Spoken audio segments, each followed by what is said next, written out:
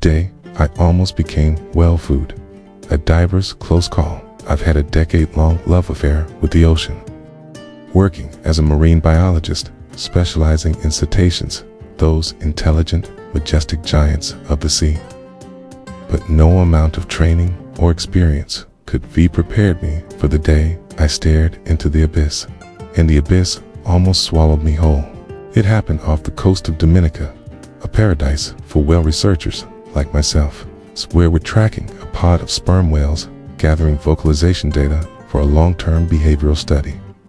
There was one bull massive, at least 50 feet, who had taken a particular interest in our research vessel. At first, it was amusing.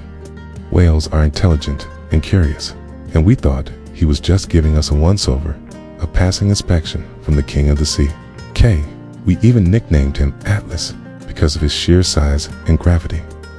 But then, something changed.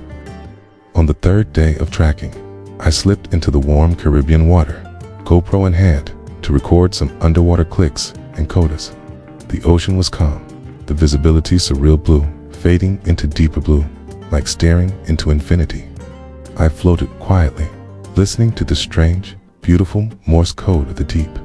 Suddenly, Atlas shifted, tated, out of the corner of my eye, an enormous shadow turning in the water, slow but deliberate. At first, I assumed he was just swimming past me, but then he came straight toward me, head on, no deviation. My heart jumped.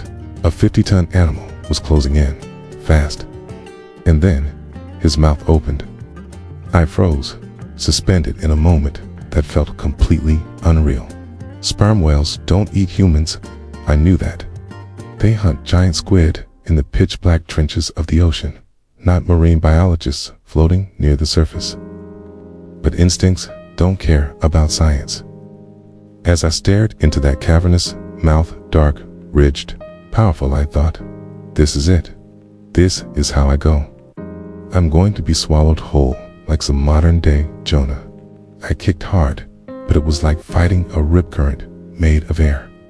The suction coming from Atlas's mouth was terrifying, an invisible force, pulling everything toward that gaping hole. My fin slipped out from under me, and for a split second, I was in. Not fully, but enough. Enough to feel the smooth, rubbery ridges lining the roof of his mouth. Enough to brush against his tongue. The world narrowed to a watery tunnel lined with teethless, prehistoric power. Every nerve in my body screamed. Was this curiosity a mistake? Or was I just another object to investigate a weirdly shaped squid without tentacles? Then, just like that, it was over. Atlas snapped his mouth shut, not violently, but decisively. And then he exhaled.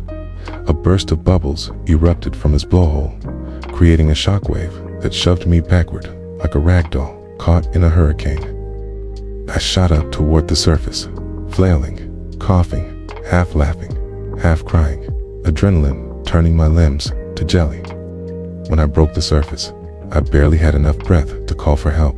The crew scrambled to haul me back aboard, and once I was safely on deck, I lay there shaking, soaked, gasping, and laughing like a madman.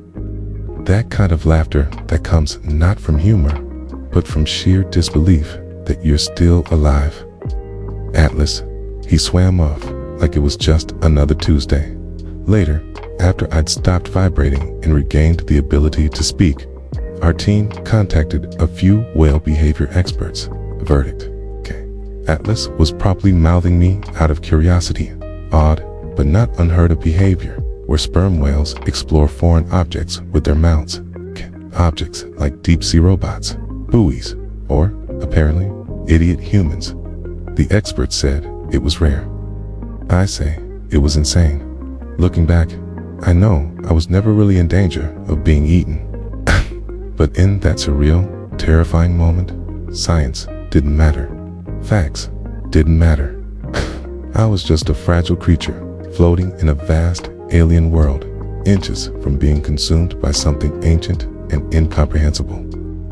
It changed the way I see the ocean, not with fear, but with an awe that borders on reverence.